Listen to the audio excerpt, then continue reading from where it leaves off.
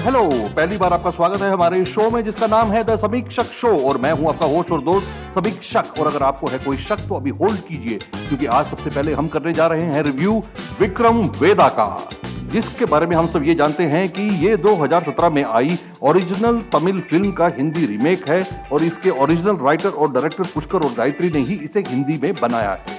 घड़ी में बज रहे हैं ठीक 6:09, जिसका इस रिव्यू से कोई लेना देना नहीं है, बट इट साउंड्स कूल।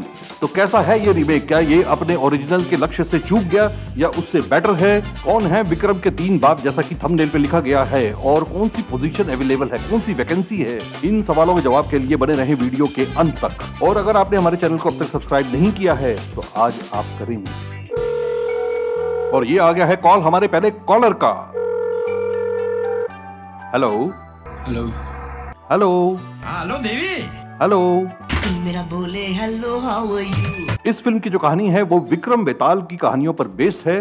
और सबसे पहले मैंने जब ये कहानी पढ़ी थी वो पढ़ी थी हिंदी कॉमिक चंदा मामा में। ये चित्र मैंने देखा था सबसे पहले और उसके बाद ये दूरदर्शन का एक बहुत ही लोकप्रिय सीरियल भी रह चुका है, जैसा कि हम सब जानते हैं। उसी कहानी से ये फिल्म शुरू होती है। अपने राज्य में आए भयंकर सूखे के निवारण के लिए राजा विक्रमादित्य जंगल में जाते हैं वेताल को लेने और वो उसको पकड़ भी लेते हैं। वेताल उनके कंधे पर बैठा हुआ है और वेताल उन्हें कहता है कि अगर तू कुछ बोला तो मैं फिर उड़ जाऊंगा। और ये बोलने के कुछ समय बाद ही वेताल उसे अपनी चिकनी चुपड़ी कहानियों में लपेटना शुरू कर देता है, ये कहकर क्योंकि सफर लंबा है, बोरिंग है, मैं तुझे ऐसी कहानी सुनाता हूँ जिससे हम दोनों का इंटरेस्ट बना रहेगा। और वो विक्रम को कहानी सुनाने के बाद में उससे उसका कहानी के बारे में निष्कर्ष पूछता है, जजमेंट पूछता है। और विक्रम को याद है कि वेताल ने कहा था कि अगर तू कुछ बोला तो मैं उड़ जाऊंगा, तो वो चुप रहता है।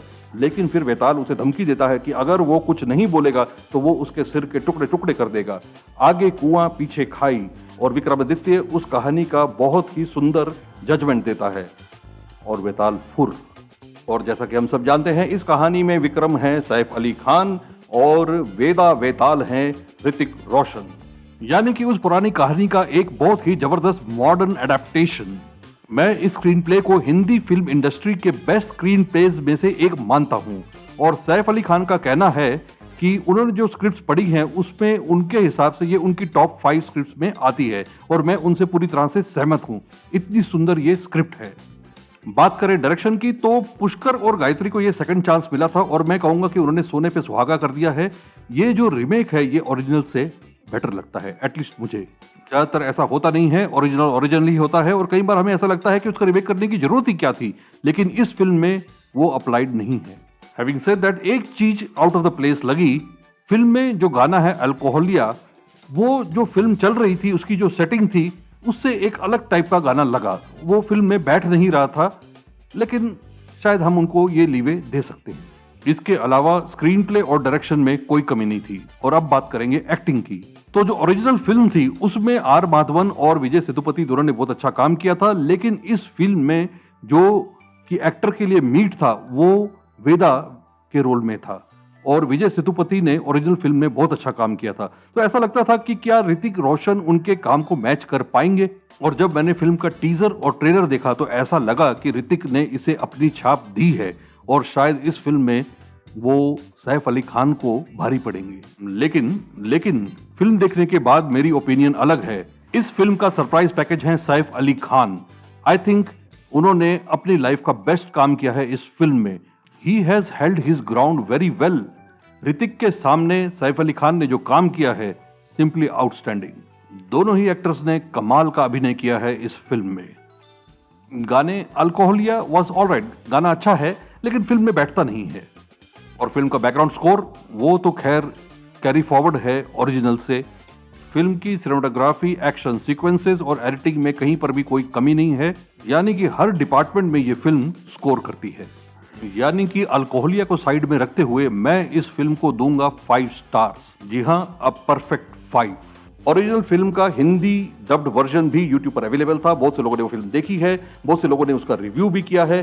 फिल्म की जो खास बातें हैं वो लोगों ने अपने रिव्यू में बता भी दी हैं। सब जानते हैं कि फिल्म के शुरू में विक्रम व्हाइट टी शर्ट पहनता है, मिडल में ग्रे टी शर्ट पहनता है और लास्ट में ब्लैक टी शर्ट पहनता है। और वेदा थ्रू आउट द स्टोरी काले कपड़ों में है।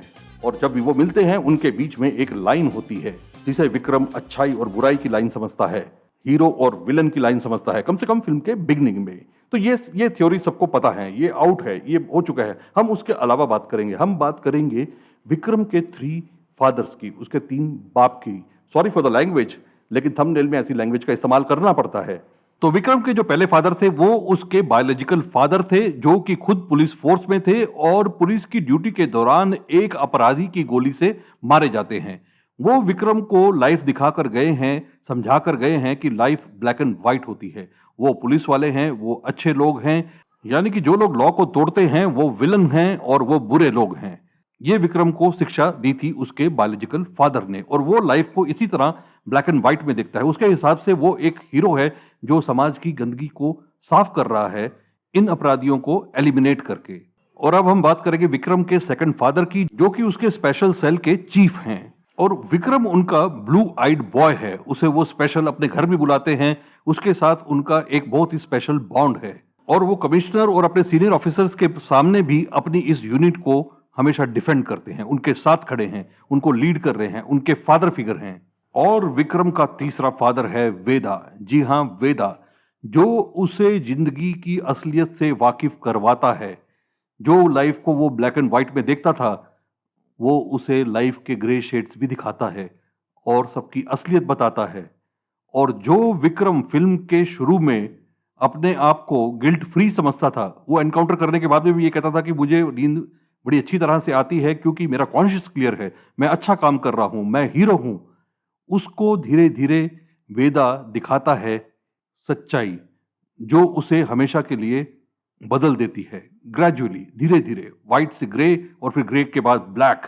जहां फिल्म के एंड में विक्रम और वेदा साथ में हैं, दोनों ने ब्लैक पहन रखा है और वो एक टीम की तरह काम कर रहे हैं।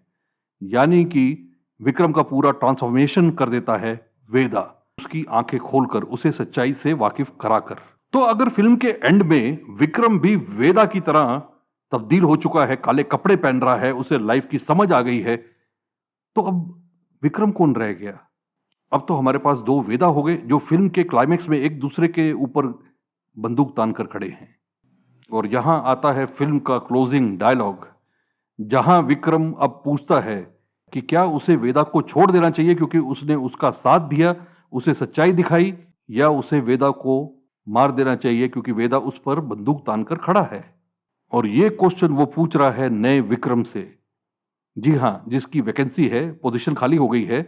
विक्रम तो वेदा में तब्दील हो चुका है, तो नया विक्रम कौन है? वो नया विक्रम है ऑडियंस, जिससे कि वेदा, नया वेदा यानी कि पुराना विक्रम, ये क्वेश्चन करता है वेताल की तरह। अब हमें उसका जवाब देना है कि विक्रम को इस सिचुएशन में क्या करना चाहिए। और यहां होती है फिल्म खत्म, अ परफेक्ट एंडिंग। तो बताओ विक्रम, पुराने विक्रम को इस सिचुएशन में क्या करना चाहिए? 5 star, perfect screenplay, perfect direction, perfect ending. Like, comment, share, subscribe, notification bell, दिल पे हाथ रख के।